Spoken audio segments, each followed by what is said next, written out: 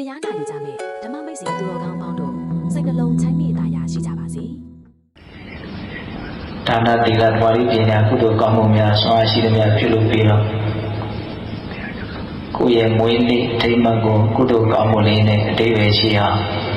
စိတ်မှန်တဲ့ကျင့်တတ်မှုရအောင်ကြိုးစားအထောက်တည်ဒီလိုနားလည်ကြရအောင်နော်ဆိုတော့ဘုရားဟောတဲ့တရားဒေသနာတစ်ခုရှိတယ်သူတော်ကောင်းတရားကိုနာယူကြည်ညိုမှတ်သားရတာအလွန်တရာမှမြင့်မြတ်တဲ့မင်္ဂလာဖြစ်တယ်အဲလိုဟောနော်အဲ့တော့ကိုယ့်ရဲ့မွေးနေ့မှာမင်္ဂလာရှိအောင်မြတ်စွာဘုရားရဲ့အဆုံးအမနဲ့အညီလေးနေတဲ့မြင့်မြတ်တဲ့အလွန်ကောင်းတဲ့မင်္ဂလာနဲ့ပြည့်စုံလည်းပဲလိုရရောက်တယ်အဲ့တရားဒေသနာနားရဆိုတာကလူရင်းပြောရလို့ရှိရင်ကိုယ့်ကိုယ်ချမ်းသာတဲ့ချမ်းသာအောင်နေတတ်ဖို့ကိုယ့်ကိုယ်ဆင်းရဲတဲ့နေအောင်နေတတ်ဖို့မဖြစ်မနေဒီပညာရက်ကိုသင်ယူနေတာလို့နားလည်ရမှာဟုတ်လားလက်စွာဘုရားရဲ့အဆုံးအမဒေသနာတွေဆိုတာကလူရင်းအနှစ်ချုပ်ပြီးတော့ပြောရလို့ရှိရင်ဒုက္ခငြိမ်းချမ်းချမ်းသာကြောင်းနိလန်းကောင်းနေမယ်လေဒါကိုဘိဓကောင်းတော်တော်အလုံးယုံကြည်မှုတတ်တာတရားရှိကြပြီးသားဖြစ်လို့ဒီနေရာလာပြီးတော့တရားစကားကိုနားထောင်ကြတာနော်ဘုံဝါဆင်းလာတာကိုဝါသနာပါတယ်အဲ့တော့စကားတစ်ခုပြောလို့ရှိရင်ကိုယ်ဆင်းလာထားတာလေးကိုဦးစားပေးပြီးတော့ပြောနေတယ်ပေါ့နော်ဒါရဆိုပဲအဆုံးအမတွေဆိုတာလူရဲ့အနှိမ့်ချုပ်ပြောရင်ဆိုတော့ဆိုရင်ဘာလဲတော့ဒုက္ခငြိမ်းချမ်းချမ်းသာကြောင်းနိလန်းကောင်းနေဒါမျိုးလေးကိုဆွဲနေနေတာဟုတ်လားဘုရားရဲ့အဆုံးအမတွေဆိုတာဒုက္ခငြိမ်းချမ်းချမ်းသာကြောင်းနိလန်းကောင်းနေဒါကြောင့်သိတာရဲ့သိတာတော့နားလည်ထားရင်နားလည်ထားတော့ကိုယ့်ဟာကိုပို့ပြီးတော့ဆင်းရဲနေတဲ့နေအောင်နေရမယ်ချမ်းသာတဲ့ချမ်းသာအောင်နေရမယ်ပေါ့နော်အဲ့တော့ကိုယ့်ကိုယ်ချမ်းသာတဲ့ချမ်းသာအောင်ဆင်းရဲနေတဲ့နေအောင်နေဖို့ဆိုတာဒီများလာပြီးတော့နေပြီးလို့ရတဲ့ကိစ္စမဟုတ်ဘူးဟုတ်တယ်မဟုတ်လားကိုယ်တိုင်ပဲကြိုးစားအထောက်ကြရတာအဲ့တော့ဒီနေရာမှာအရေးကြီးတာကကိုယ့်ကိုယ်ဆင်းရဲနေတဲ့နေအောင်ချမ်းသာတဲ့ချမ်းသာအောင်လူတိုင်းကတော့နေခြင်းပါပဲနေခြင်းလို့နေဖို့ကြိုးစားမယ်ဆိုရင်တော့လည်းပဲနီးလန်းကိုမတည်ပဲနဲ့ဘယ်လိုလုပ်မလဲမလွယ်ဘူးနော်အဲ့ဒီလောက်အရေးပါတဲ့ကိစ္စမျိုးဆိုတာနဲ့တာမန်ကိစ္စတွေမှာတော့နီးလန်းမတည်လို့ရှိရင်လို့ရတာရောင်းချရဖြစ်တယ်ဟုတ်လားဒါကြောင့်ကိုယ့်ကိုယ်ချမ်းသာတဲ့ချမ်းသာအောင်ဆင်းရဲနေတဲ့နေအောင်လောက်ကင်ဆောင်ရွက်ကြတဲ့နေရာမှာနီးလန်းကိုတည်ထားဖို့ဟာအလွန်တရာမှအရေးကြီးတယ်ပေါ့ဒါနဲ့ဆိုပဲအဆုံးအမတရားဒေသနာဆိုတာကိုပြောတဲ့အတိုင်းဒုက္ခငြိမ်းချမ်းချမ်းသာကြောင်းတည်လာအောင်တယ်တိထားရင်တိထားလို့ကိုဟာပညာကြီးတော့အနှစ်အသားတက်ပြီးတော့အလွန်တန်ဖိုးရှိတဲ့လူတယောက်ဖြစ်ရတယ်။ဘာလို့လဲအလွန်အရေးပါတယ်ကိုယ့်ကိုယ်ကိုဒုက္ခနည်းအောင်လုပ်ပေးတယ်လို့ကိုယ့်ကိုယ်ကိုချမ်းသာအောင်လုပ်ပေးတယ်လို့ဟုတ်ရဲ့လား။ဒါမျိုးဆိုရင်အဆုံးမလိုက်ကအဲ့ဒီကိုဥတည်နေတာကြီးပဲတကယ်တမ်းကအဲ့လိုဒေသနာများစွာတွေကဒီကနေ့အချိန်တူတူလေးတွင်ပြောရမှာဆိုတာဒီနားမှာထိုင်ရင်ပဲဥစဉ်စဉ်းစားလိုက်ပါလေငါဘာတရားလေးနဲ့ပြောရမှာလို့ဟုတ်လားခေါင်းထဲကိုအရင်စွာပြီးတော့ထွက်လာတဲ့ဒေသနာကတော့ဗတ္တိကရတ္တသုတ်တံဆိုတာထွက်လာတယ်အဲ့တော့ဥစဉ်အကြိုက်ဆုံးတရားတွေကမှနံပါတ်1အကြိုက်ဆုံးတရားပဲဖြောရရင်တူတူလေးနဲ့အလွန်ထိမိလို့ပြောရရင်ကိုယ့်ကိုယ်ဒုက္ခနဲ့အောင်ချမ်းသာအောင်နေတဲ့နေရာမှာတူတူလေးနဲ့အလွန်တရာမှထိထိမိမိရှိလာတယ်ပေါ့ဒါကြောင့်ပိဿဘာဘုရားတို့လေးလေးစားစားနဲ့ဂရုစိုက်ပြီးတော့မြတ်စွာဘုရားအဆုံးအမတွေကိုနာယူစေခြင်းနော်အခုပြောနေတာတော့ဘုန်းကြီးတွေကပြောနေတာဒါပေမဲ့ဘုန်းကြီးတွေကသူစကားကိုပြောတာမဟုတ်မြတ်စွာဘုရားရဲ့စကားကိုပြောတာဒါကြောင့်ဘုန်းကြီးတွေစိတ်ရောက်နေလို့ဘယ်လိုမှမပြည့်စုံဘူးဒါမြတ်စွာဘုရားလိမ့်တင်ခြင်းနဲ့ကမ္ဘာတသိလုံးစုံကိုတည်တော်မူတဲ့တပ္ပိယုတ္တဉာဏ်ကိုရအောင်အထုပြီးတော့မှတည်တော်မူမြင်တော်မူတဲ့အတိုင်းဒုက္ခငြိမ်းချမ်းချမ်းသာကြောင်းတွေကိုဟောခဲ့တာစကလုံးတိုင်းမှာလေးသိချင်းတဲ့ကဘာတို့သိပါရမီဖြည့်ရတဲ့ဆောအားတွေကိန်းနေတယ်လို့ဒီလိုလေးနားလည်ဖို့လိုအပ်တယ်ဟုတ်လားတရားစကားမပြောရသေးဘူးဒီတိုင်းလည်းများနေပြီဟုတ်လားအဲ့တော့ကျွန်တော်အဲ့ဒီဗတ္တိကာရတသုတ်တံလေးကိုပြောအောင်သူကဂါထာလေးလေးခုပါတယ်အလောတရားမှလည်းပဲဟောတာကစနစ်ကြတယ်နော် အတိတနာနောကမေယနပတိကင်ခေအနာဂတံရှရတိတဗဟိနတအပတ္တင်္စအနာဂတံတဲ့ဒါပထမဂါထာဂါထာ၄ခုပါတယ်ဥစဉ်ရှင်းပြဟုတ်လားအတိတနာနောကမေယနပတိကင်ခေအနာဂတံရှရတိတဗဟိနတအပတ္တင်္စအနာဂတံအဓိပ္ပာယ်ပါပြောတော့အတိတနာနောကမေယဖြစ်ခဲ့ပြီးသားအတိတ်တွေကိုပြန်ပြီးတော့အစင်မလိုက်ပါနဲ့နော်အတိတ်ကိုအစင်မလိုက်ပါနဲ့တဲ့စာလို့ဒါလိုက်ပြောရတယ်အတိတနာနောကမေယနပတိကင်ခေအနာဂတံနပတိကင်ခေအနာဂတံအနာဂတ်ကိုလည်းပဲမမျှော်လင့်ပါနဲ့မတောင့်တပါနဲ့အစင်မလိုက်ပါနဲ့အတိတ်ဆိုတာဖြစ်ခဲ့တဲ့အနေအထားတွေကိုဆိုလိုတာလို့အလုံးနားတယ်အနာဂတ်ဆိုတာဖြစ်မလာသေးတဲ့အနေအထားတွေကိုဆိုလိုတာလို့အလုံးနားတယ်နော်ဖြစ်ခဲ့တဲ့ကိစ္စတွေမဖြစ်သေးတဲ့ကိစ္စတွေကိုစိတ်ကအစဉ်လိုက်မနေနဲ့လို့ဒါကိုမြတ်စွာဘုရားဟောဘာဖြစ်လို့လဲတဲ့အကြောင်းပြချက်လေးပါတယ်ရှရတိတံဗဟိနတံအတိတ်ဆိုတာကြောက်ခဲ့ပြီးမရှိတော့ဘူးတဲ့အလွန်ရိုးရှင်းတယ်နော်ပြောပုံလေးကအတိတ်ဆိုတာဘာလဲတော့ကြောက်ခဲ့ပြီးတဲ့မရှိတော့ဘူးတဲ့ဘယ်သွားရှာလို့မှမတွေ့နိုင်တော့အပတ္တင်္စအနာဂတံအနာဂတ်ဆိုတာကတော့ရောက်မလာသေးဘူးတဲ့ရောက်မလာသေးဘူးဆိုတော့လည်းမရှိသေးဘူးပေါ့နော်တော့အတိတ်ဆိုတာကပြီးခဲ့လို့မရှိတော့ဘူးအနာဂတ်ဆိုတာကတော့ရောက်မလာသေးလို့မရှိသေးဘူးဒါမရှိတော့တဲ့အရာတွေနဲ့ဘာလို့လဲကတော့ဦးဇင်းတို့တွေကခေါင်းရှုပ်ခံတယ်မရှိတော့တဲ့အရာတွေမရှိသေးတဲ့အရာတွေကကိုယ့်ရဲ့စိတ်ကိုဘယ်နဲ့ကြောင့်ဖိစီးနေတဲ့တယ်လဲဒါအများကြီးစဉ်းစားကြကောင်းဒါကြောင့်မြတ်စွာဘုရားကချမ်းသာခြင်းနဲ့ဒုက္ခငြိမ်းခြင်းနဲ့ဆိုရင်ပထမလိုက်နာဖို့ဒါလေးကိုမြတ်စွာဘုရားဆုံးမနော်ပြီးခဲ့ပြီးသားတွေကိုပြန်ပြီးတော့တွေးမနေနဲ့သင်္ကန်းသာယူအောင်လောက်ကလွယ်လို့ပါသုံးကြတော့ဟုတ်လားမဖြစ်သေးတာတွေကိုတွေးမနေနဲ့တကယ်ရောက်မလာသေးဘူးအဲ့ဒါကိုအကြောင်းပြချက်နဲ့မြတ်စွာဘုရားပြောတာနော်အတိတ်ဆိုတာပြီးခဲ့ပြီမရှိတော့ဘူးဒါကြောင့်မလို့အစင်မလိုက်နဲ့အနာဂတ်ဆိုတာမရောက်သေးလို့မရှိသေးဘူးဒါကြောင့်မို့လို့အစင်မလိုက်နဲ့တဲ့ဒါပထမဂါထာရဲ့အဓိပ္ပာယ်ပေါ့နော်ဂါထာတိုင်းမှာအခြေချက်ပြောမှဆိုတော့တရားရှိမယ်ပေါ့ဟုတ်လားသို့တော့လူရင်းလောက်ပဲဦးဇင်းတို့ပြောပါနော်ဒါပထမဂါထာအဲ့လိုဆိုလို့ရှိရင်အတိတ်ကိုစဉ်းစားလို့အနာဂတ်ကိုစဉ်းစားလို့စိတ်ကြီးဆင်းရဲရတာပူလောင်ရတာဆိုတာကိုနားလည်အောင်ကြိုးပမ်းအထောက်ဖို့လိုအပ်တယ်စိတ်ချမ်းသာနေလို့ရှိရင်စိတ်မဆင်းရဲခြင်းမှုဆိုရင်အဲ့ဒီအတိတ်နဲ့အနာဂတ်ကိုဉာဏ်နဲ့ရှင်းထုတ်ထားနိုင်ရမယ်ဒီနေရာမှာဦးဇင်းတို့အတိတ်ဆိုတာကဟိုးအလွန်ဝေးခဲ့တဲ့အနေအထားတော့ကဖြစ်ခဲ့တာတွေကိုမှအတိတ်လို့ဆိုတာမဟုတ်ဘူးနော်အတိတ်ကိုနားလည်ဖို့လိုတယ်မနေ့တော့ဖြစ်ခဲ့တာတွေကလည်းအတိတ်ပဲနော်အရင်လားဖြစ်ခဲ့တာတွေအရင်နှစ်ကဖြစ်ခဲ့တာတွေအတိတ်ပဲအဲ့ဒါတွေကတကယ်တမ်းကဝေးလာပြီပြောရလို့ရှိရင်ခုတည်းလေးဖြစ်ခဲ့တာကိုပဲအတိတ်ဖြစ်ပါပြီကိုကြီးမလာသေးဘူးဆိုပြီးတော့တိုင်းဆောင်နေရတာရှိတယ်နော်အဲ့ဒီအချိန်မှာတွေးခဲ့တဲ့အတွေ့တွေခံစားရတဲ့ခံစားမှုတွေမြင်ရတာတွေကြားရတာတွေအမျိုးစုံပါပဲတကယ်ဖြစ်ခဲ့တာအဲ့ဒါလေးအခုမရှိတော့ဘူးနော်အဖြစ်သွားပြီတော့အတိတ်ဖြစ်သွားပြီအတိတ်ဖြစ်သွားပြီမရှိတော့ဘယ်သွားရှာလို့မှမတွေ့နိုင်တော့ဒါကြောင့်အတိတ်လို့ပြောလိုက်လို့ရှိရင်ခလန်းကဖြစ်ခဲ့တဲ့ကိစ္စတွေလောက်ကိုပဲစိတ်ကတွေးပြီးလို့မပြည့်စုံဘူးခုတည်းလေးဖြစ်ခဲ့တဲ့ကိစ္စထိရောက်အောင်ရှင်းထုတ်နိုင်ရမယ်အဲ့ဒါကိုပဲသိစိတ်ဝင်လာတယ်မရှိတော့နော်အနာဂတ်ဆိုလို့ရှိရင်လည်းအရန်ဝေးတဲ့အနာဂတ်တော့မှအနာဂတ်လို့ပြောနေခဏနေဖြစ်တော့မယ့်ကိစ္စကိုပဲစိတ်ဝင်စားရင်ကောင်းတယ်ကျွတ်တော့စိတ်တွေကရမ်းဆန္ဒစောတယ်ဗမာစကားတစ်ခုရှိတယ်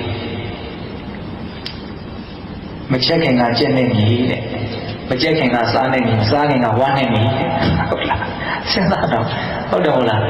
လူကအဲ့ဒီကိုသွားမယ်မရောက်သေးဘူးဒါပေမဲ့စိတ်ကချိန်ခံများစွာရောက်ပြီးနေပြီအဲ့ဒီနေရာဘယ်လိုဖြစ်နေတာလဲ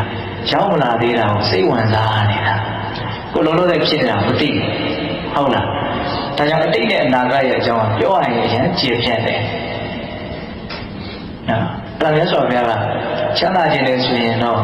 အတိတ်ရဲ့အကြောင်းကိုကောင်းကောင်းနားလည်ရမယ်အနာဂတ်ရဲ့အကြောင်းကိုကောင်းကောင်းနားလည်ရမယ်အဲ့လိုနားလည်ပြီးတော့အတိတ်ကိုလည်းအစင်မလိုက်နဲ့အနာဂတ်ကိုလည်းအစင်မလိုက်နဲ့အဲ့လိုနေတိုင်းချမ်းသာမယ်ပေါ့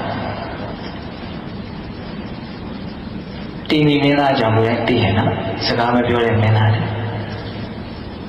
ရှင်မင်းလောက်ရမှာဆိုလို့ဟုတ်လားအဲ့ဒါရတိဝိတ်သွားတော့သူ့ဖေကလိုက်သွားဘီရင်ကြီးကကိုရောက်တဲ့ခါကျတော့တားဖြစ်တဲ့လူကသူစားတဲ့ အစားအစာတဲခင်းပြီးတော့ဧည့်ခံတယ်အဲ့ဒါကဘာလို့ဆိုတော့စီလဲပါဘူးစားလဲပါဘူးရေလုံးပြုတ်တာတယ်ကံပြင်းရွက်ပြုတ်အဲ့ဒီတည့်ရက်တည်ပြုတ်စားဘယ်စားနိုင်မလို့မရှိမရအဲ့ဒါနဲ့တူသားစားတဲ့အစာလေးဆိုအမြဲတမ်းလက်ပွားလေးကိုတင်ပြီးတော့ကြည့်အဲ့ဒီအစာကိုကြည့်ရင်းနဲ့တစ်ဖက်ကလည်းမျက်စိကတူသားကိုကြည့်တယ်ကြည့်တော့တူသားရဲ့အရှိအဆင်းကအယမ်းတန်ရှင်းတယ်အဲ့တော့စားတဲ့အစားအစာကအရန်ကြမ်းကြမ်းနေနေတာလည်းကြည်လန်းမြေခင်းလေးပေါ်မှာထိုင်းနေတယ်စတိယပြီးတော့တိုးထဲမှာတယောက်တည်းအဲ့တော့သူစိတ်ထဲမှာဘာဖြစ်လာလို့ဆိုတော့တယောက်တည်းလည်းနေတာလည်းပဲတာနာနာလည်းဘာမှမရှိဘူးမြေခင်းလေးပေါ်မှာဖြစ်တယ်လို့နော်စားတာလည်းတရွတ်ပြုတ်လေးပဲစားတယ်ဒါပေမဲ့အရေးအစင်းကတော့အရန်ကိုတင့်နေတယ်အဲ့ဒါနဲ့မေးတာအတာဘာလို့အဲ့လိုဖြစ်နေတာအဲ့တော့ဘာပြန်ပြောလို့ဆိုတော့အဲ့လိုတိုးထဲမှာတယောက်တည်းနေရလို့မြို့မှာစောင်းနေကြက်နေကြက်တဲ့မနေရလို့ကိုအဲ့လိုဖြစ်နေတာဒါတစ်ချက်ဖြေတယ်ပေါ့နော်နောက်တစ်ချက်သူဖြေတာပေါ့ဆိုသူကအတိတ်ကိုပြန်စဉ်းစားတာမရှိဘူးအနာဂတ်ကိုစိုးရိမ်ပူပန်တာမရှိဘူးပြစ္ဆုတ်ပန်နေတဲ့သူမျှတအောင်နေတတ်တယ်သူအဲ့လိုပြောတာရှိတယ်ပြစ္ဆုတ်ပန်နေနာရာပင်ပြီးအခုလုံးလုံးနဲ့ဖြစ်နေတာလေးနဲ့သူမျှတအောင်နေတတ်တယ်အဲ့ဒီမျှတတယ်ဆိုတဲ့စိတ်လေးသဘောထားလေးကိုပြန်ရန်သဘောကျတယ်သူတို့မျှတနေဖို့လိုတယ်ဟုတ်လားဖြစ်နေတဲ့အခြေအနေလေးကိုများသောအားဖြင့်မမျှတဘူးနော်စိတ်ကမချီးလက်ဘူးအဲ့ဒါဆိုရင်မချမ်းသာနော်ဟောဒီလောကကြီးမှာလေအတိညာမိုင်မဲတဲ့အတိညာနဲ့ပြီးတော့မိုင်မဲတဲ့လူတွေကမရှိတော့တဲ့အတိတ်နဲ့ပတ်သက်ပြီးတော့ပူပန်ကြတယ်မရောက်လာတဲ့အနာဂတ်နဲ့ပတ်သက်ပြီးတော့စိုးရိမ်ပူပန်ကြတယ်အဲ့လိုပုံကိုယ်တွေဟာနှုတ်ဖြတ်ထားတဲ့မျက်ပင်လေးကိုခြောက်တွေ့နေကြတယ်အစိုးရပြည်မရှိဘူးတဲ့ဒါတီဗီရက်တွေပြောတာနော်အဲ့ဒါဘုံဘုံတို့ပြောနေတာကဘာလဲဘဝမှာချမ်းသာခြင်းနဲ့ဒုက္ခနေခြင်းနဲ့ဆိုလို့ရှိရင်အတိတ်နဲ့အနာဂတ်ကိုနားလည်အောင်လုပ်ပြီးတော့အတိတ်ကိုအနာဂတ်ကိုအစဉ်မလိုက်ကြတဲ့ပုဂ္ဂိုလ်တွေဖြစ်အောင်ကြိုးပမ်းရမယ်ပေါ့နော်အဲ့လိုဆိုရင်ဒုတိယကထာနိလန်းပေးနေမြတ်စွာဘုရားအဲ့လိုဆိုရင်ကိုယ်စိတ်ကလည်းခက်တာပဲပြန်ပြီးတော့ဒီစိတ်ကလေးကိုအမိဖမ်းကြည့်ဘယ်ဒီပဲအနေများအဲ့ဒီအတိတ်နဲ့အနာဂတ်ပဲအနေများနေတာပဲလေဟုတ်တယ်မဟုတ်လားဖြစ်ခဲ့တဲ့ကိစ္စပြန်စဉ်းစားရတယ်ကျင်းနေချင်းကျင်းနေမယ်မကျင်းနေချင်းမကျင်းနိုင်မဖြစ်သေးတဲ့ကိစ္စလေးကြိုးပြီးတော့စဉ်းစားတယ်စိုးရင်စိုးစိမ်မဲ့နောက်အောင်မြင်မဲ့ထင်လည်းပီတိနဲ့နေကောင်းနေမဲ့ဘလို့ပဲနေနေစိတ်ကတော့ဒီမှာပဲနေနေရတာများတယ်အတိတ်နဲ့အနာဂတ်ပဲဟုတ်လားအဲ့လိုအတိတ်နဲ့အနာဂတ်ကိုနော်မြတ်စွာဘုရားအစင်မလိုက်နဲ့ဆိုတာလေးကိုလိုက်နာနိုင်နေတယ်ဆိုရင်တကယ်လက်တွေ့မှာဘလို့နေရမလို့တကယ်လက်တွေ့မှာပြစ္ဆုတ်ပံမှာနေတဲ့အောင်ကြိုးစားရမယ်အဲ့ဒါဆိုရင်အတိတ်ကိုပြန်တဲ့သဘောလေးအလိုလိုရှင်းပြီးသားဖြစ်သွားတယ်အနာဂတ်ကိုလှမ်းပြီးတော့အစင်လိုက်တဲ့သဘောလေးအလိုလိုရှင်းပြီးသားဖြစ်သွားမယ်သူ့ကိုတမင်လိုက်ပြီးတော့ကြိုးစားကြရမလို့ပြစ္ဆုတ်ပံမှာနေလိုက်တာနဲ့အတိတ်ကိုနေတဲ့ကိစ္စအနာဂတ်ကိုနေတဲ့ကိစ္စစိတ်ပူစရာစိတ်ဆင်းရဲတာတွေတခါလဲရှင်းထုတ်ပြီးသားဖြစ်သွားတယ်အဲ့တော့မြတ်စွာဘုရားဘယ်လိုဟောလို့ဆိုတော့ပြစ္ဆုတ်ပံနေစာယောဓမ္မတထတထဝိပတ္တိအတ္တဟိရံအပင်ကုပ္ပံတံဝိပါမနုပြုဟိပြစ္ဆုတ်ပံနေစာယောဓမ္မတထတထဝိပတ္တိအခုလုံးလုံးစင်ဖြစ်နေတဲ့သဘာဝလေးကိုမှန်မှန်ကန်ကန်သိပြီးတော့နေလိုက်ပါတဲ့ဒီဥစ္စာနည်းနည်းအရေးပါတယ်တေချာလေးနားထောင်နော်ခုလုံးလုံးစင်ဖြစ်နေတာလေးရဲ့ပုံမှာမှန်မှန်ကန်ကန်သိပြီးတော့နေလိုက်ပါပြစ္ဆုတ်ပံနေနာယောဓမ္မတထတထဝိပတ္တိဟုတ်လားခုလောလောဆယ်ဖြစ်နေတာလေးရှိတယ်အဲ့ဒီဖြစ်နေတာလေးကိုအမှန်သိပြီးတော့နေလိုက်ပါတဲ့အဲ့ဖြစ်နေတာတွေကဘာတွေတော့ဘဝဆိုတာဖြစ်ချင်းလို့အချင်းချင်းသိတယ်ရတယ်နော်ဖြစ်နေတာတွေကဘာတွေတော့ရှိတော်တစ်မျိုးကနေပြောကြည့်မယ်မြင်မှုမျိုးစုံဖြစ်တယ်ကြားမှုမျိုးစုံဖြစ်တယ်အနံ့ရမှုမျိုးစုံဖြစ်တယ်ရတာသိရမှုမျိုးစုံဖြစ်တယ်တွေ့ထိမှုမျိုးစုံဖြစ်တယ်တွေးကြံမှုမျိုးစုံဖြစ်တဲ့6အောက်စုနော်မြင်ကြားနာစာထိတွေ့အဲ့ဒီခန္ဓာအိမ်ကြီးကိုတကား6ပေါင်းနဲ့တိဆောက်ထားတယ်ဆိုတာတော့ပြည်သူအလုံးသိဟုတ်လားအကြည့်တဲ့6ပါးနဲ့ဖွဲ့စည်းထားတယ်ဆိုတာလည်းအလုံးသိတယ်တကားပေါင်းဒီနဲ့ဖွဲ့စည်းထားတော့ဒါဝင်ထွက်သွားလာနေရမှာပေါ့နော်တင်စားပြောတာပေါ့အဲ့လိုပဲအကြည့်တဲ့တွေနဲ့ဖွဲ့စည်းထားတာဆိုတော့အာယုန်တွေကဒီထဲမှာထင်လာမယ်ပေါ့မျက်စိကအရန်ကြည့်တဲ့အခါကျတော့အယောင်ကမျက်စိမှာလာပြီးတော့ထင်တယ်ကြည်လို့အရေးလာထင်တာပေါ့နော်နားကြည်တဲ့အခါကျတော့နားဘယ်လိုအာယုသူကဖမ်းယူနိုင်တော့အောင်ကြည်လို့တတအတန်ကိုဖမ်းယူနိုင်တော့အောင်ကြည်တယ်ပေါ့အဲ့လိုပြောရင်လည်းပါလေ အဲ့လိုကိုယ်ကဖြစ်နေတဲ့အခြေအနေတွေနဲ့ပတ်ဝန်းကျင်မှာရှိနေတဲ့အခြေအနေတွေပေါင်းစပ်လိုက်တဲ့အခါကျတော့မြင်မှုကြားမှုအနံ့ရမှုစားသောက်မှုတွေ့ထိမှုတွေ့ကြံမှုဒါတွေဖြစ်လာတယ်ဟုတ်လားခုမြတ်စွာဘုရားကအတိတ်ကိုမပြန်ဖို့အနာဂတ်ကိုမကြံဖို့အတွက်ပြစ္ဆုတ်ပံမှာနေရမယ်လို့သင်ပေးတဲ့နေရာမှာပြစ္ဆုတ်ပံမှာဖြစ်နေတာကိုအမှန်သိပြီးတော့နေရမယ်အဲ့တော့ဖြစ်နေတာကိုပြောလိုက်တာနော်ဟုတ်လားဖြစ်နေတဲ့သဘာဝတွေဖြစ်စရာအကြောင်းရှိလို့ဖြစ်နေတယ်အဲ့ဒီဖြစ်နေတာကိုအပိုးလုံးမလုပ်ဘဲနဲ့ဘယ်လိုက်မှမရှိဘဲနဲ့ဖြစ်နေတဲ့အတိုင်းလေးပဲသိနေအောင်ကျုံအထောက်ရမယ်အလုံးတော့ခဲရင်တဲ့အလုပ်ပဲ။ဘာလို့ဆိုကျုပ်တို့ကအဲ့ဒီအလုပ်ကိုအလေးချင်းမရှိဘူး။ကျုပ်တို့စီကခုနပြောလို့အတိတ်နဲ့အနာဂတ်ပဲဖန်တို့လိုသွားနေတာဟုတ်လား။ဖြစ်ချင်တာတွေကိုတွေးတယ်အဖြစ်ချင်တာတွေကိုတွေးတယ်အဲ့လိုတွေးနေနေတာဖြစ်နေတာကိုအမှန်သိပြီးတော့နေတဲ့အလေးချင်းကအလုံးကိုနေတယ်။တခါတလေတနေ့သားပုံတော့တဲ့ကျုပ်တို့တွေဆိုရင်သူတို့ကဘာဖြစ်နေမှမသိဘူး။အရန်စဉ်းစားရပါကိုကိုဘာဖြစ်လို့ဖြစ်နေမှကိုမသိဘူး။ဟုတ်လား။အဲ့ဒါဆိုဗျာအတိတ်နဲ့အနာဂတ်ကိုရှင်းထုတ်တတ်ချင်လို့ရှိရင်ပြစ္ဆုတ်ပံမှာနေရမယ်ဘယ်လိုနေရမလို့ခုလောလောဆယ်ဖြစ်နေတာကိုအမှန်သိပြီးတော့နေရမယ်အဲ့ဒါသတိပဋ္ဌာန်တရားအားထုတ်တယ်ဆိုတာအဲ့ဒါပဲလေဘာပဲဖြစ်ဖြစ်သတိလေးထားနေတာအမှန်သိပြီးတော့နေတာဖြစ်နေတဲ့အတိုင်းလေးပဲသိပြီးတော့နေတာဝင်လေဝင်တိုင်းထီတယ်ထီတိုင်းသိတယ်ထွက်လေထွက်တိုင်းထီတယ်ထီတိုင်းသိတယ်ဒါကသတိပဋ္ဌာန်ဒေသနာတွေကအစိပ်ပိုင်းလေးတစ်ခုနော်ကိုအမှန်သိအောင်ကြိုးစားအထုတ်တဲ့ဒီလန်းနေတဲ့ကဒီလန်းလေးတစ်ခုနော်အာနာပါနဟုတ်လားဒါပြစ္ဆုတ်ပံမှာဖြစ်နေတဲ့သဘောလေးကိုသိတာနော်ဒါပြစ္ဆုတ်ပံနဲ့စာရောဓမ္မတထဝိပဿတိဆိုတာအနားလေရမယ်ဟုတ်လားဖြစ်နေတာလေးကိုဖြစ်နေတဲ့အတိုင်းသိနေရမယ်အဲ့ဒါဆိုရင်ဘာဖြစ်မလို့လဲအတ္တဟိရအတ္တကုပ္ပံတဝိပါမလို့ပြောရင်အတ္တဟိရအတ္တကုပ္ပံအရန်သဘောကျတဲ့ဒီစကလုံးလေးနှလုံးကိုသိချင်သားလေးအောင်နားထောင်ကြည့်ရအောင်အတ္တဟိရဖြစ်နေတာကိုဖြစ်နေတဲ့အတိုင်းလေးသိနေအဲ့ဒီဖြစ်နေတဲ့သဘာဝတရားလေးတွေကသူ့ကိုလူချင်းမမောမှုဆိုတဲ့ຢာကတွေဖြစ်အောင်မဆွဲဆောင်နိုင်ဘူးတဲ့အတ္တကုပ္ပံနဲ့ဖြစ်နေတာကိုဖြစ်နေတဲ့အတိုင်းလေးသိနေအဲ့ဒီဖြစ်နေတဲ့အာယုလေးတွေကသူ့ကိုဒေါသတွေဖြစ်အောင်မဖြစ်စည်းနိုင်ဘူးတဲ့တစ်ချက်သိချာနားထောင်တော့ဒီဥစ္စာဟုတ်လားသဘာဝတရားတွေကိုဖြစ်နေတဲ့အနေအထားလေးတိုင်းအမှန်သိနေအဲ့ဒီသဘာဝတရားတွေကကျွတ်တို့ရဲ့စိတ်ကိုຢာကဖြစ်အောင်လည်းမဖြားရောက်နိုင်ဘူးဒေါသဖြစ်အောင်လည်းမဖြစ်စေနိုင်ဘူးဟောစဉ်းစားနော်ຢာကဖြစ်အောင်လုပ်တာကိုဖြားရောက်တယ်လို့ပြောတယ်နော်ဒေါသဖြစ်အောင်လုပ်တာကိုပြောတယ်ဖြစ်စေတယ်လို့ပြောတယ်အသုံးလုံးပေါ်စားအယံပညာသာပါတယ်ဟုတ်လားတခုခုမြင်လိုက်ရတော့စိတ်ထဲကြိုက်သွားပြီဆိုရင်အဲ့ဒီအာယုံမှာကိုယ်စိတ်ကိုတွေးဆောင်ဖြားရောက်သွားဟုတ်လား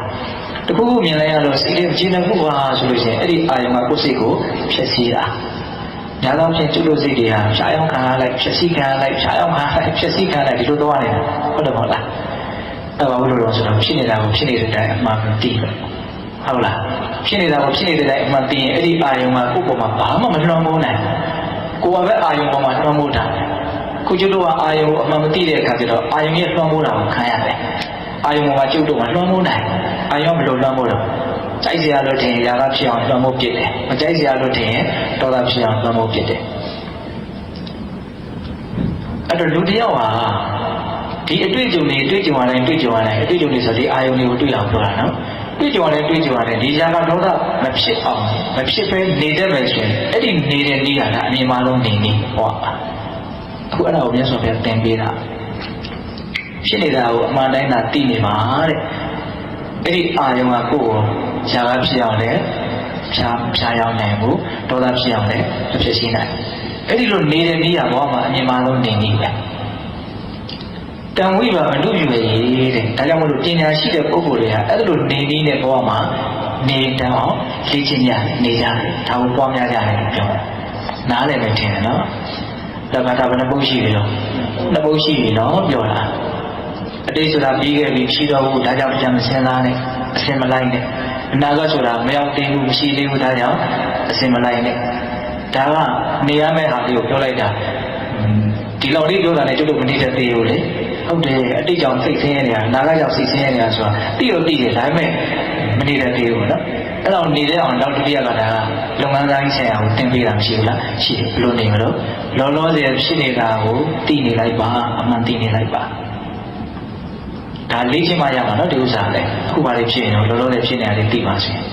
ဘုံတန်လေးကြားရတာရှိမယ်ပေါ့တော့ထိုင်းနေလို့ခန္ဓာကိုယ်ရဲ့ဝိကဘောဖိလို့နောက်ခန္ဓာကိုယ်အောက်ပိုင်းမှာနည်းနည်းအနေခက်တာလေးတွေပါလေထင်ရှားနေမယ်ပေါ့နော်တွေးနေတာလေးလည်းရှိမယ်ပေါ့ဟုတ်လားဒါဘောကပဲလေဟုတ်တယ်မဟုတ်လားအဲ့ဒါတွေဘာလို့မလို့သိရမယ်တဲ့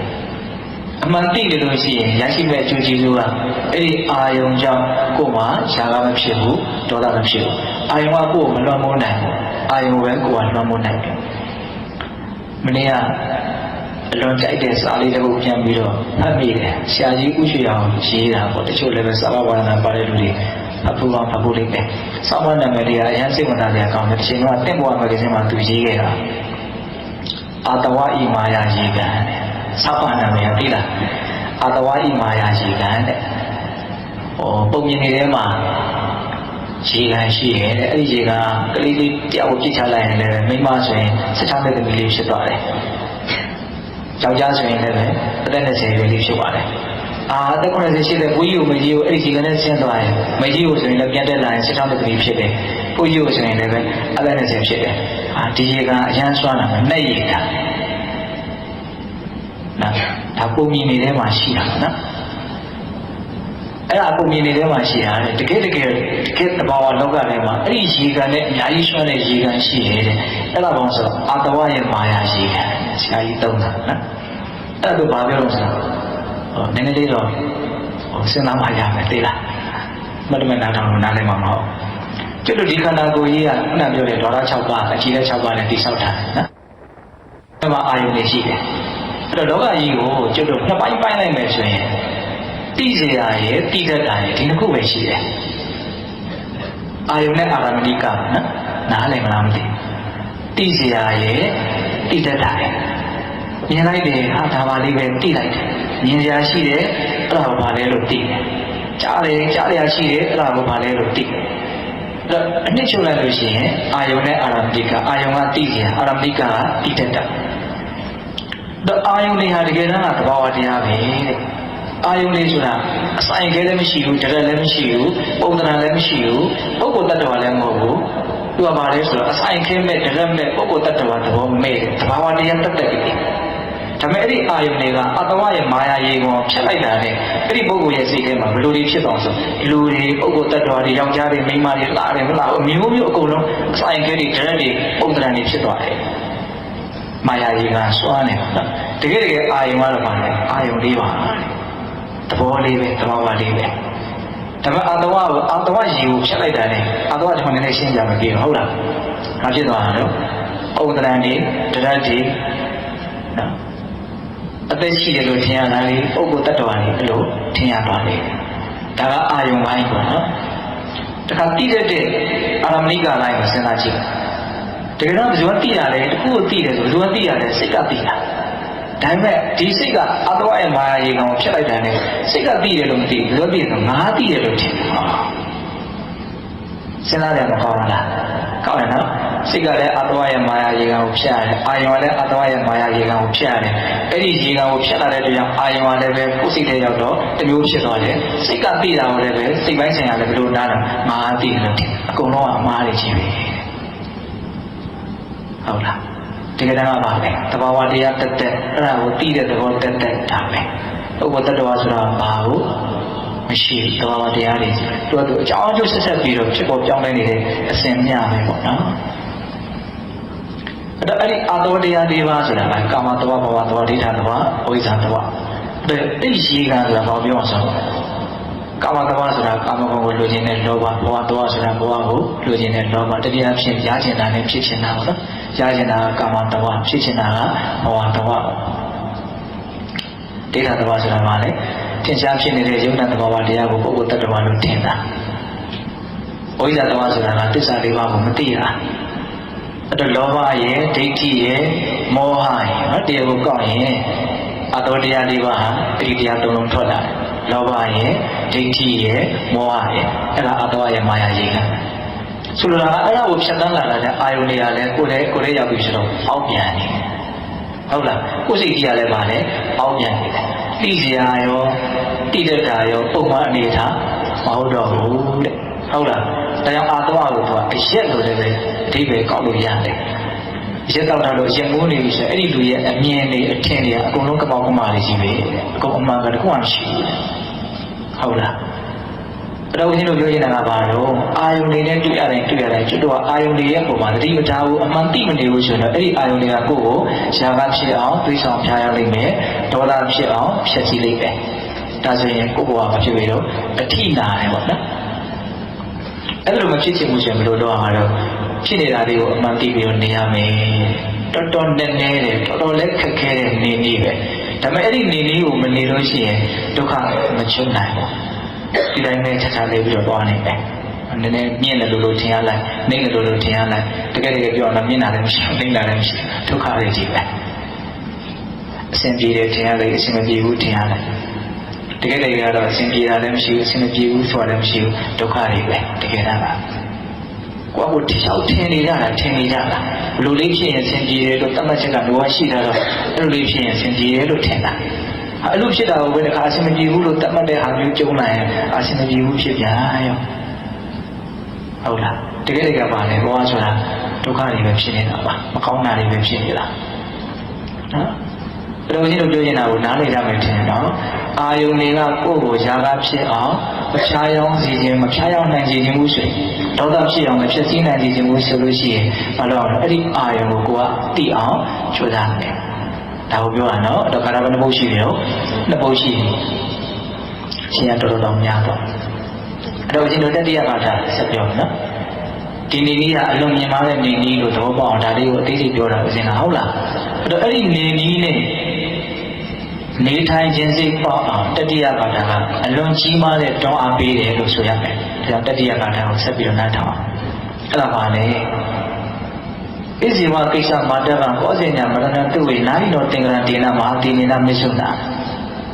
ဣဇေဝကိစ္စမာတကဒီနေ့လုပ်เสียရှိတဲ့လုပ်ကိုဒီနေ့ပဲလုပ်လိုက်ပါကောဇေညာမရဏတုဝေမနေ့ဖြတ်မှာနေရမယ်လို့မဟုတ်တေးရမယ်ဆိုတာဘယ်လိုမှတိတိကျကျမသိနိုင်ဘူးတဲ့ဘာလို့လဲနာဟိနောတင်္ဂရတေနမဟာတိနေနမစ္ဆုနာညာစွာသောစစ်တီရှိတဲ့သေမင်းတဲ့တတ္တဝါတွေမှာဘယ်ချိန်မှတွေ့ရမယ်လို့ချင်းချက်ထားတယ်ဆိုတာမရှိလို့ပါအလုံးမတရားလည်းပဲအကြောင်းအကျိုးခိုင်လုံတဲ့ဒေသနာတစ်ခုပဲပြောလိုက်တယ်နော်ဒီကနေ့ပဲမြင့်မြတ်တဲ့အဲ့ဒီအလုပ်ကြီးကိုလုပ်ဖြစ်အောင်လုပ်လိုက်ပါဘာလို့ဆိုမနေ့ဖြန်မှာအဲ့ဒီအလုပ်ကိုလုပ်ဖြစ်အောင်လုပ်လို့ရတဲ့ရှင်သန်မှုမျိုးရှိနေမှရှိမယ်ရှိရင်လည်းရှိမယ်မနေ့ပြန်နေရမယ်တရားမှဆိုတော့သူမတည်ကြမတည်ဘူးအဲ့လိုပြောတော့တချို့ကကပ်ပြီးတော့ပြောမယ်ဒီတော့ဒီမှာတော့မတည်သေးပါဘူးဘုံဘုံလောင်းစားလုပ်မလားအဲ့လိုပြောရင်တော့ဘုံတော့ရှုံးပါတော့နော်ဒါပေမဲ့သိကြတာကသိသွားကြတဲ့ပုံပေါ်တိုင်းဒီနေ့လိုသိတယ်ဆိုမနေ့တုန်းကတော့ငါမျက်မှောက်သိမယ်လို့မသိဘဲနဲ့သိသွားကြတော့ပါဟုတ်တယ်မဟုတ်လားအဲ့ဒါမျိုးဆိုပြားမနေ့ဖြန်မှာသိလိမ့်မယ်လို့ကံဒီကမှာပြောတာနဲ့မဟုတ်ဘူးနော်သိရင်လည်းသိမယ်သုံးဖို့နေရင်လည်းနေရတယ်ဘာလို့အဲ့လိုပြောရလဲဆိုတော့ဒီခန္ဓာကိုယ်ကြီးကများစွာသောစစ်တီရှိတဲ့သိမင်းနဲ့ချိန်ထားတာမရှိလို့လေအဲ့တော့ဒီနေ့မှာသုံးတယ်နော်သိခြင်းတရားကိုမလုပ်လို့နော်သိမင်းလို့သုံးတယ်နော်တတိယတရားဆိုတာသေမင်းဆိုတာတကယ်တကယ်ကတတိတနနဲ့နော်ခန္ဓာနာရှိနေတဲ့မင်းတစ်ပါးတော့မဟုတ်ဘူးဒီခန္ဓာကိုယ်ကြီးကိုပဲသေမင်းလို့ပြောတာသေတဲ့အရာကြီးပေါ့အစုံမှမတတ်ဘဲနဲ့ပြီးရင်လည်းတတိကျတော့သူ့တတ်ပြီးတော့သေပါသူကသူအသေးတတ်မှာပေါ့နော်ဘောပေါက်လာတဲ့ဥစ္စာသူဖောက်ပြန်ပြီးတော့ပစ္စည်းသွားမှာပဲနာမည်တော့မြင်လို့တက်တယ်ပေါ့နော်ကင်ဆာဖြစ်လို့ဟာပျက်စီးပြီးတော့တည်တယ်အကျိုးတွေပိတ်သွားပြီးတော့ပျက်စီးတော့တည်တယ်ဘလို့ပဲကြောခန္ဓာကိုယ်ကြီးအတွက်သူပဲပျက်စီးသွားတာပဲလေဒါကြောင့်သိမင်းဆိုတာဒီပြင်မှာရှိတာမဟုတ်ဒီတည်တဲ့ခန္ဓာကိုယ်ကြီးကိုဘာလို့ပြောရတော့သိမင်းအဲ့ဒီသိမင်းကိုဘယ်လိုသုံးလို့မြတ်စွာဘုရားမဟာတိနေနများစွာသောစိတ္တိရှိတယ်ဒါအရင်စားရအောင်တယ်တကယ်တော့သိမင်းဆိုတာလည်းတိကျရှိတာကိုသူ့မှာလည်းပဲစိတ္တိမြင်တော့တဲ့စိတ္တိရှိတာကိုဒါဥမာပြောတာအတိမင်းဆိုတာဒီခန္ဓာကိုယ်ကြီးကိုပြောတာများစွာသောစစ်တီဆိုတာဘာပြောတာတော့ဒီခန္ဓာကိုယ်ကြီးကပြီးစရာအကြောင်းတရားတွေအလုံးများတယ်ဆိုတာပြောတာနော်စံကြီးမြင်လို့ရှိတဲ့သွေးကြောလေးတွေပြင်တော့အဆင်မပြေဖြစ်သွားတော့သိနိုင်တယ်နော်အမကကြတော့ဘာမှသိမရှိရတော့အမှန်ပဲအဆရာဝန်တွေဆိုပူတည်ပါလေရှင်သန်ဖို့ခက်ခဲတော့သိဖို့ကတော့အရင်လွယ်ပါတယ်ရှင်ဖို့ကတော့များစွာလည်းရမ်းခက်တယ်လို့ပြောတယ်ရှင်ဖို့အတွက်ကျတော့ဘယ်လောက်စူးစမ်းနေရလဲထောက်ကူပေါင်းများစွာယူပြီးစူးစမ်းနေရတယ်သိရင်တော့လွယ်လွယ်လေးပဲဟုတ်လား ဒါကိုပြောတာနဲ့ဆိုပြတေစရာအကြောင်းတရားများတဲ့ဒီခန္ဓာကိုယ်ယဉ်တရားဖြင့်များစွာသောစိတ္တိရှိတဲ့တေမင်းနဲ့တတ္တဝါတွေမှာဘယ်ချိန်မှတွေ့ရမယ်လို့ချင်းချက်ထားတာမရှိဘူးတဲ့အဲ့ဒါကြောင့်မနေ့ဖြန်ရဲ့အနေအထားမသေးကြဘူးဒါအမှန်တရားပဲဘယ်သူမှညှင်းလို့မရဘူးမနေ့ဖြန်ဆိုတာမသေးကြဘူးလို့တရားနေတဲ့ဒီနေ့ပဲခုနကပြောတဲ့အလွန်မြင့်မြတ်တဲ့အလုပ်ကလေးကိုလုပ်လိုက်ပါလို့ပြောတာလုံးနိုင်ခွင့်ရှိတဲ့အခြေအနေလေးကြုံတော့လို့ရတော့လေလှုပ်လိုက်ရတော့ယူလို့ရတော့လေကိုယူလိုက်ဒီတိုင်းပြောတာအဲ့ဒီကဏ္ဍကမြင့်မြတ်တဲ့လုပ်ငန်းကိုလုပ်ဖို့အတွက်အများကြီးတွန်းအားပေးရလို့ဆိုနိုင်ဘူးလားနော်ဘယ်လိုနေရမယ်ဆိုတာလေးကိုမြတ်စွာဘုရားဓမ္မဂါထာနဲ့ပြောတယ်အဲ့ဒါကိုနေတဲ့ဖို့အတွက်ဘယ်လိုလုပ်ရမယ်လို့သင်ပေးတယ်တတိယအဲ့ဒီနည်းနဲ့နေဖို့အတွက်ဘယ်လိုလေးစဉ်းစားပြီးတော့နေလို့ပြောတယ်အရင်ကြည့်တယ်နော်ကာရသမုတ်ရှိပြီဟုတ်လားအကြောင်းအကျိုးဆက်ဆက်နေတာဟုတ်လားအဲ့မှာနောက်ဆုံး၄ခုမြောက်ကတာနောက်ဆုံး၄ခုမြောက်ကတာဘာပြောလို့ဧဝံဝိဟာရေအာတပေအဟောရတမတ္တန္တိတောတံဝေဘတ္တိကာရတောတိတံတောအာစိကတိမုနိဧဝံဝိဟာရေအာတပေအဟောရတမတ္တန္တိတောတဲ့နေရောညာရောမပြင်းမရှိဧဝံဝိဟာရေအာတပေဆိုတော့ပြောရတဲ့ပြစ္ဆုတ်ပံမှာဖြစ်နေတာလေးကိုတိပြီးတော့နေတဲ့နည်းလေးကိုတဲ့တကယ်ကိုလုံလဝရိယဇွဲနဲ့ထက်ထက်တန်တန်သူကြိုးစားပြီးတော့နေမယ်ဆိုရင်ဧဝံဝိဟာရေအာတပေအဟောရတမတ္တန္တိတောအတ္တပေဆိုတာလောဘဒေါသကိုရှုပ်ညှက်ပြနိုင်တဲ့မီးပေါ့အဲ့ဒါပါဆိုဝရိယကိုပြောတာနော်ဝရိယကိုအတ္တပလို့ခေါ်တယ်အတ္တပဆိုတာပူလောင်စေတဲ့အရာဘာကိုပူလောင်စေတာလဲဆိုတော့ကိလေသာကိုပူလောင်စေတဲ့အရာဟုတ်လားအဲ့ဒီဝရိယနဲ့နေရောညာရောမပြင်းမကြီးစူးစမ်းပြီးတော့ခုနကတော့လုပ်ငန်းလေးကိုလုပ်ပြီးတော့နေမယ်ဆိုရင်တဲ့တံဝေဘတ္တိကာရတောတိတန်တောအာစိကတိမုနိတန်တောအာစိကတိမုနိအလွန်ကြီးအေးတော်မူကြတဲ့မြတ်စွာဘုရားအစရှိတဲ့သူတော်ကောင်းကြီးတွေကအဲ့ဒီလိုမြင့်မားတဲ့နေနဲ့အရန်စူးစမ်းပြီးတော့နေညာမပြင်းမကြီးစူးစမ်းနေတဲ့ပုဂ္ဂိုလ်ကိုဘတ္တိကာရတကောင်းသောညာရှိတဲ့ပုဂ္ဂိုလ်လို့အာစိကတိချီးမွမ်းကြတယ်ပြောကြတယ်ဒါလေးအနိဝုချုပ်ကာရလေးနော်သောတော်ကမြင်မာတဲ့နေနည်းလေးနဲ့နေမအားညာမအားမပြင်းမကြီးကြိုးစားပြီးတော့နေမယ်ဆိုရင်အဲ့ဒီလိုလူမျိုးအဲ့ဒီလိုယဟန်မျိုးအဲ့ဒီလိုပုဂ္ဂိုလ်မျိုးကိုအလွန်ငြိမ်းချမ်းတော်မူကြတဲ့မြတ်စွာဘုရားအဆူဆူတို့ကဘယ်လိုပြောလို့ဗတ္တိကာရတကောင်းသောညာရှိတဲ့ပုဂ္ဂိုလ်လို့ဆိုရတယ်ကောင်းသောညာနော်လူတရားတနည်းကိုကာယကံမှုဝစီကံမှုမနောကံမှုတွေနဲ့လောကံဆောင်ရွက်ပြီးညကြတယ်မလို့တော့အနာယူရတယ်ပေါ့နော်အိဆက်အနာယူရတယ်ချမ်းသာတာအိပ်ပျော်ဖို့ဆိုတာစိတ်ပြောလွယ်တဲ့ကိစ္စမဟုတ်ဘူးတနည်းကိုလုံးကောင်းအောင်မွန်မွန်အဓိပ္ပာယ်ရှိရှင်းတဲ့ဆရာကောင်းဒီထဲမှာအိပ်ရတဲ့အချိန်လေးကမင်္ဂလာရှိငြိမ်းငြိမ်းချမ်းချမ်းလေးအိပ်ရတာဒီခေတ်မှာညကိုအိမ်မပြောလို့အိပ်ရှိတော့တယ်လေအရှမ်းများတယ်နော်ဒီပဲပါပဲအချမ်းသာဘူးဆိုတဲ့လက္ခဏာပေါ့ဟုတ်တယ်မဟုတ်လားအဲ့တော့ကိုကညမှာချမ်းချမ်းသာသာလေးအိပ်ဆက်နိုင်ရတယ်ဆိုလို့ရှိရင်နေ့မှာစောစောပြောတဲ့အတိုင်းနော်ညင်တော်မှုတွေပူလောင်မှုတွေရှုပ်ထွေးမှုတွေနည်းနည်းအောင်နေမှညမှာမင်္ဂလာရှိကြည်ရှိကောင်းအောင်စွာအနာယူနေပါဒီနေ့အပြင်จิตသက်စရာကောင်းတဲ့ညလေးဖြစ်နေပေါ့နော်ဒါကြောင့်ဒီသုဒ္ဓလေးကိုဗတ္တိကာရတသုဒ္ဓံလို့နာမည်ပေးတာဗတ္တိကာရတကောင်းသောညရှိတဲ့ပုဂ္ဂိုလ်ဒါကကိုယ်စိတ်ကိုစင်ကြယ်တဲ့စင်ကြယ်အောင်မြင်မာတဲ့မြင်မာအောင်ကြိုးပမ်းအထုတ်နေကြတဲ့ပုဂ္ဂိုလ်တွေရဲ့အတိုင်းဝိုင်းထဲမှာတော့ဒီစကားလေးတွေကအရန်အဓိပ္ပာယ်ရှိတယ်အရန်တန်ဖိုးရှိတယ်ပေါ့နော်ဘဝမှာလူရလို့ဖြစ်လာတယ်ငယ်ငယ်လေးကပညာသင်မဲ့အချိန်တော့အိမ်အောင်ကြလာမယ်ဒီလိုနဲ့ပဲအိုဒီလိုနဲ့ပဲနာဒီလိုနဲ့ပဲတည်သွားတယ်ရှားပွေစားတော့ဖွင့်နေသွားတယ်ဘာမှတိတ်ပြီးတော့ဒီမြင်မာတဲ့လုပ်ငန်းတွေမှာစိတ်ဝင်စားမှုမရှိဘူးဆိုတဲ့ပုဂ္ဂိုလ်တွေအတွက်တော့ဒါတွေကသိအရေးပါအောင်ပါမယ်ပေါ့ဟုတ်လားထက်တာကတန်ဖိုးဆိုတာလည်းပဲတန်ဖိုးနားလေတဲ့ပုဂ္ဂိုလ်မှသာလည်းသိနေတာကိုဟုတ်လားအတ္တကာထကလည်းပုဂ္ဂိုလ်ခုပြောလိုက်တာ၄ဘုတ်သိလားဒီကာထ၄ဘုတ်ရဲ့တစ်ခုနဲ့တစ်ခုဆက်ဆက်မှုကိုဒါတော့အရင်တွေးကြည့်တာလေးကိုပြောပြတာဟုတ်လားခြိုက်တာတော့ငယ်ငယ်လေးကစတာလေးကိုအရင်ကြိုက်တယ်ဟုတ်တယ်ကိုယ့်ကိုယ်လည်းနားလေပြီးတယ်ဘလို့နားလေတော့စိတ်ဆင်းရဲတိုင်းပူလောင်တိုင်းဟုတ်စေရအတိတ်တုန်းကအနာဂတ်မှာတစ်ခုမှရှိနေပြီဆိုတာကိုသိနိုင်တယ်ဟုတ်တယ်မဟုတ်လားအဲ့ဒီကြောင့်လေလို့စိတ်တွေမဖြစ်ရတော့ဆင်းရဲရတာဟုတ်လားအဲ့လိုဆိုရင်အဲ့လိုနေရာအနေရှိတယ်ဆိုတာတော့နားလေပြီးသားနော်အဲ့လိုမနေဖြစ်အောင်ဘယ်လိုလုပ်မလို့ ပြစ္ဆုတ်ပံမှာနေရမယ်သတိပဋ္ဌာန်တရားကိုအားထုတ်ရမယ်ဖြစ်တိုင်းသိနေအောင်ကြိုးစားရမယ်အဲ့လိုဖြစ်တိုင်းသိနေလို့ရှိရင်အဲ့ဒီကိုသိရတဲ့အာယုန်တွေနဲ့ပတ်သက်ပြီးတော့အဲ့ဒီအာယုန်တွေကကိုယ်စိတ်ကိုရှားပါဖြစ်အောင်လည်းအဖျားရောက်နိုင်ဘူးဒေါသဖြစ်အောင်လည်းအဖြစ်ရှိနိုင်ဘူးအဲ့လိုနေတဲ့နည်းဟာအလွန်မြင်မာတယ်ဒါကြောင့်ဉာဏ်အမြုံရင်ရှိတဲ့ပုဂ္ဂိုလ်တွေဟာအဲ့လိုနေတဲ့နည်းကိုကြိုးစားကြတယ်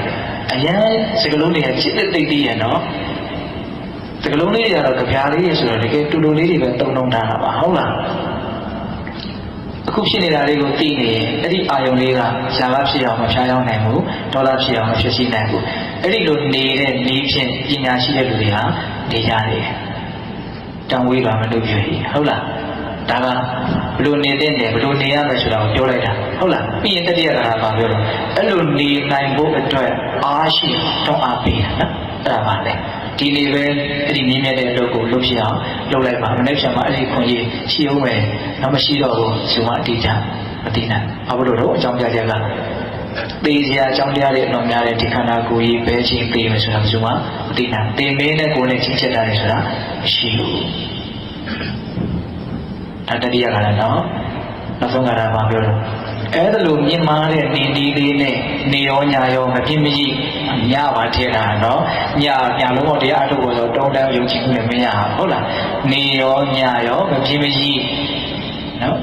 မပြင်းမကြီးကပါလေးတယ်ဟုတ်လားမပြင်းမကြီးဘယ်လိုလဲရမှာတော့အတ္တပထက်တဲ့လုံလဝရိကနဲ့အဲ့ဒီလိုကိုလုံးမယ်ဆိုလို့ရှိရင်အလွန်ငြင်းအေးတော်မူရတဲ့ဘုရားဆရှိတဲ့သူတော်ကောင်းကြီးတွေကဒီလိုနေတဲ့ပုဂ္ဂိုလ်ကောင်းသောညရှိတဲ့ပုဂ္ဂိုလ်တွ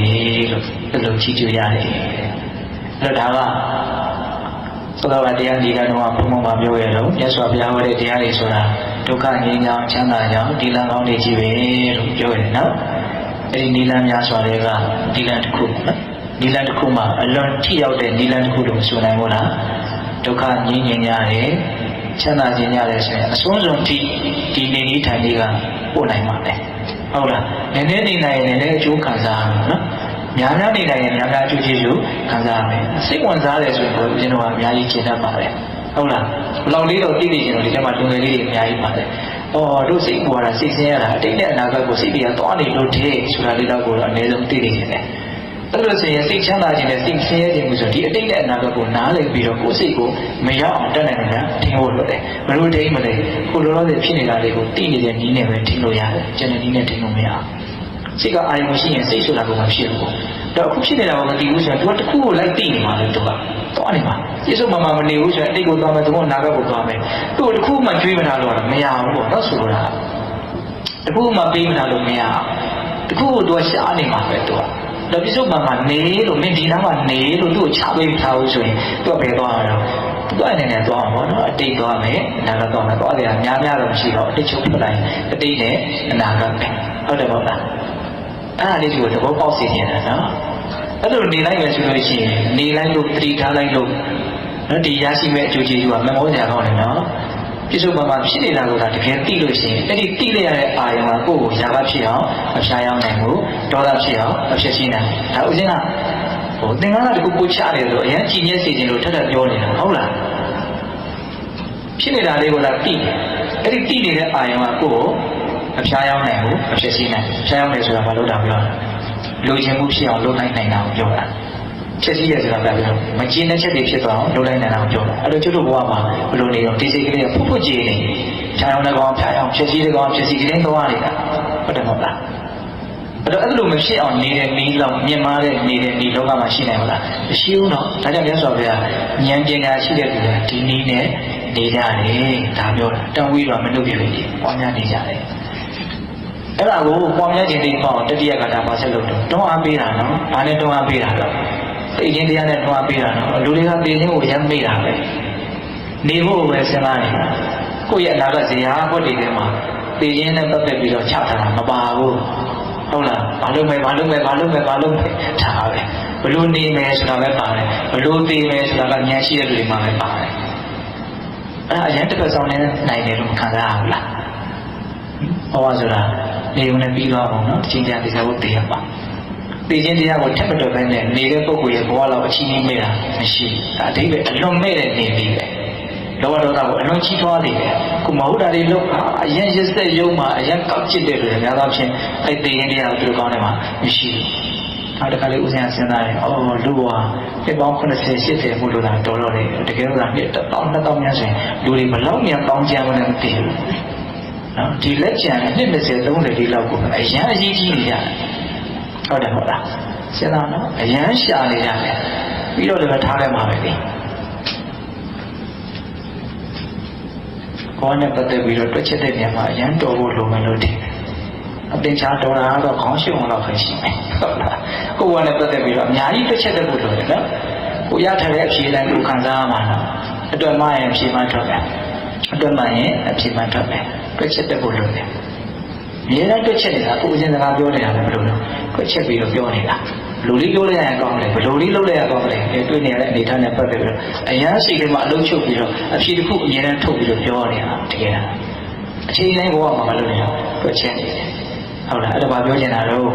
တေခြင်းကိုစဉ်းစားအမှန်တရားအရန်အားကြီးတယ်ဥစ္စာပြောင်းပြန်တန်သွားစေတယ်ဒါပဲကြီးအဲ့ဒီဥစ္စာအမှန်တဲ့ဘက်ကိုသွားတာဟုတ်တော့တေခြင်းတရားအမှန်တရားပဲလေတေခြင်းတရားကိုမသိတာအမှန်တရားကိုမသိတာတေခြင်းတရားကိုသိတာအမှန်တရားကိုသိတာဟောတချို့အတေခြင်းတရားကိုစဉ်းစားရင်စိတ်ပြအာရုံမှုတွေနဲ့ဖြစ်သွားတယ်မလားလို့ရမ်းပြီးတော့ထင်ကြတာရှိတယ်လုံးဝဆန့်ကျင်ပါအားတက်လာဘလို့အားတက်လာလက်ကျန်ကဘလို့နေရမလဲဆိုတာတိကျတဲ့ရေရာတဲ့ဆုံးဖြတ်ချက်သတ်မှတ်ချက်သူမှရှိတယ်ခဏတို့တို့ကလက်ကျန်ဘလို့နေရမလဲဆိုရင်မြင်မာတဲ့တိကျတဲ့သတ်မှတ်ချက်အရင်အားနေတယ်ဘလို့နေသွားတယ်လို့ထင်တော့ကျုံကြပါအာရုံနဲ့နေသွားတာဟုတ်တယ်မဟုတ်လားစီဝါရေးနဲ့ပတ်သက်ပြီးတော့ပညာရေးနဲ့ပတ်သက်ပြီးတော့ထိုက်တဲ့ရည်ရွယ်ချက်တွေဆုံးဖြတ်ချက်တွေတော့ရှိအောင်ရှိလို့နော်ဒါပေမဲ့အရန်အရေးပါတဲ့ဆုံးဖြတ်ချက်ကြတော့အားနေတာကိုတွေ့ရလိမ့်မယ်ဟုတ်လားဒါကြောင့်မသေးခင်မှာနေကြအောင်ပါဒါပေမဲ့သိကြပေါ့လေသိရလိမ့်မယ်ညတာအောင်တွေးဖို့မလိုဘူးလားလိုရနော်တစ်ပတ်ဆောင်နေမလုပ်နဲ့ဟုတ်လားဒါကြောင့်မြတ်စွာဘုရားဒီမြင်မာတဲ့အလုပ်ကိုလုပ်ချင်သည်ပေါ့ဒီဘက်ကိုစိတ်ဝင်စားလာတကယ်ဖြစ်လမ်းကြောင်းတည့်တော့အေးနေဖို့ကြီးကောင်းနေထဲ့မနေအချိန်ပေးရမယ်ဆိုတာကိုလေကောင်းနေထဲ့တာဒါပြောတာအရန်ရေးပါတယ်လို့ထင်တယ်နော်တတိယကတာနောက်၄ခုမြောက်ကတာပါတော့ချီးမွမ်းတာဒီလိုနေတဲ့နည်းလေးကကောင်းလိုက်တာလို့ချီးမွမ်းတာဂါထာလေး၄ပုဒ်တည်းလည်းအရန်ပြည့်စုံတယ်လို့အရင်ထင်ဒါအရင်တွေးမိတာလေးကိုဆက်ဆက်ပြီးတော့ပြောပြတယ်ဟုတ်လားဒါကြောင့်ရင်းနှီးတဲ့လူတွေဆိုရင်ဒါလေးကိုကြက်တာအလေးပဲကိုသိအောင်လုပ်တာရွတ်ဖားတာကမင်္ဂလာရှိတယ်ဒီစကလုံးလေးတွေကကြားဖို့နားဖို့နားထောင်ဖို့ဆိုတာလွယ်ကိစ္စမဟုတ်ဘူးဟုတ်လားလက်စွာပြတ်ကိုတော့လေးသိချင်းတဲ့ကဘာလို့သိပါရမီဖြည့်မှရှားရဖွေရတာဒီစကလုံးလေးတွေကဟုတ်လားဒီအတိတ်လေးတွေဒီလိုจิตသိသိပြီးနေဖို့ဒီလိုလှပဖို့အဖက်ဖက်ကပြည့်စုံဖို့အတွက်ပေးခဲ့တဲ့အရင်လေးဟာမနှဲဘူးဟောဒါကိုသိလို့ရှိရင်အများကြီးတန်ဖိုးထားနိုင်မလားထားနိုင်တယ်ခိုင်ပြောကောင်းတယ်ပြောလိုက်တာ45မိနစ်ရှိပါပြီနော်တပြောခဲ့တာကိုပြန်ပြီးတော့တစ်ပတ်လေးမှရှင်ဆုံးတော့မဟုတ်ဘူးဟုတ်လားကာထာဘယ်နှပုဒ်တော့၄ပုဒ်နောက်ပထမကာထာကလက်အတိတ်ကိုအစင်မလိုက်နဲ့အနာဂတ်ကိုမစင်လိုက်အစင်မလိုက်နဲ့အတိတ်ဆိုတာပြီးခဲ့ပြီအနာဂတ်ဆိုတာမရောက်သေးဘူးဒုတိယကာထာမှာပြောတော့အခုဖြစ်နေတာလေးကိုအမှန်သိပြီးတော့နေပါဒါဆိုရင်အဲ့ဒီအာယုန်တွေကကိုယ်စိတ်ကိုຢာကဖြစ်အောင်မဖြောင်းရောက်နိုင်ဘူးဒေါသဖြစ်အောင်အဖြစ်ရှိနိုင်ဘူးအဲ့ဒီလိုမြင်မာတဲ့နေတဲ့နည်းနဲ့ဉာဏ်ရှိတဲ့လူတွေဟာနေကြတယ်ဒါဒုတိယကာထာတတိယကာထာမှာပြောတော့ဒီနေ့လုံးတဲ့လုံးထိုက်တဲ့အဲ့ဒီလောက်မြင့်မြတ်တဲ့လို့ကိုဒီနေ့ပဲလုပ်လိုက်ပါမလဲမြန်ဆိုတာမသိရအောင်ဘာကြောင့်လို့ညာစွာသောစိတ်တည်ရှိတဲ့တေမင်းနဲ့တတ္တဝါတွေကချင်းချက်ထားတယ်ဆိုတာမရှိဘူးခန္ဓာကိုယ်ရဲ့ပျက်စီးတဲ့အကြောင်းအလွန်များတယ်ပျက်စီးဖို့အလွန်လွယ်ကူတယ်ဒါပြောတော့နော်ဒီကုမြောက်ကထာမှာပြောလို့အဲ့ဒီလိုမြင့်မားတဲ့အလုပ်ကိုပြင်းထန်တဲ့ဝိရိယနဲ့နေပါညာမှာလုပ်ပြီးတော့နေမယ်ဆိုရင်အလွန်ငြင်းရတော့မူကြတဲ့ဘုရားမရှိတဲ့သူတော်ကောင်းကြီးတွေကဘာလို့ချီးမွမ်းတယ်ကောင်းသောညာရှိတဲ့ပုဂ္ဂိုလ်လို့ချီးမွမ်းတယ်လားလူရင်းအနေချင်းပေါ့နော်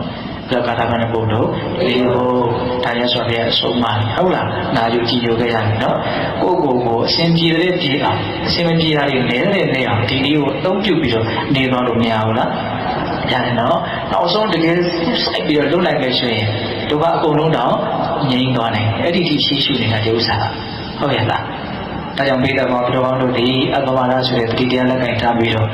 ့ကိုယ်ခန္ဓာမှာဖြစ်เสียအကြောင်းရှိလို့ဒီလက်ဆက်ဖြစ်ပေါ်နေတဲ့တဘာဝတရားတွေရဲ့ပုံမှာဖြစ်တိုင်းဖြစ်တိုင်းအမှန်သိပြီးတော့နေခြင်းလို့ဆိုတဲ့ရသော်ဘုရားအဆုံးအမကိုလိုက်နာပြီးတော့ຢာကဖြင့်အဖြစ်အစည်းမခံရတဲ့ပုဂ္ဂိုလ်ဒေါသဖြင့်ຢာကဖြင့်အဖြာရောက်မခံရတဲ့ပုဂ္ဂိုလ်ဒေါသဖြင့်အဖြစ်အစည်းမခံရတဲ့ပုဂ္ဂိုလ်တွေဖြစ်အောင်နေနိုင်ပြီးတော့နောက်ဆုံးကောင်းသောညလေးတွေမြတ် ကျိုးစားနိုင်ကြတယ်နောက်ဆုံးလက်ညာဘုံညာပြင်လေးပါချမ်းသာကိုမျက်မှောက်ပြုနိုင်ကြတဲ့သူတော်ကောင်းတွေဖြစ်ကြပါစေလို့ဦးဇင်းတို့ဆန္ဒပြုလို့ဒီကနေ့ပြည်သက်ပေါင်းသူတော်ကောင်းတို့ကျိုးအားအထောက်ကြရတော့ဒါနသီလသမာဓိပညာကုသိုလ်ကောင်းမှုအစွတ်စွတ်တို့ရဲ့စွမ်းတတ်တွေကြောင့်တရားပြီးတော်တို့ဒီလက်ညာဘုံညာမျက်နှိပ်ပါမှုလင်းမြန်ထုတ်ချမျက်မှောက်ပြုရစေကုန်တော်ဟုပတ္တနာအောင်စုပြုကြကုန်ရာတည်း